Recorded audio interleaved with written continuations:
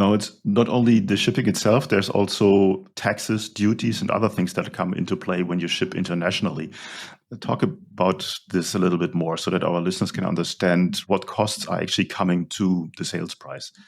Yeah, that's one of the biggest challenges. Again, to some extent, it's a function of larger amounts, because if you're selling larger items, bulkier items, they tend to be more expensive than, say, a trinket that fits in an envelope. So again, and the mistakes are very costly, right? So if you're shipping something to the EU, for example, or UK, you're talking about a 21% VAT.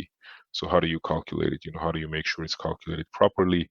And that's on the easier side because, it's typically a blanket rate across the country.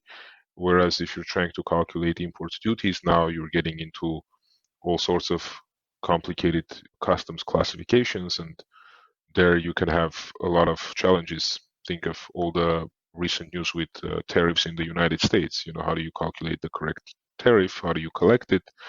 That can be very burdensome. The problem is, in the same category of products, you might have multiple classifications, and then they might have different duty rates.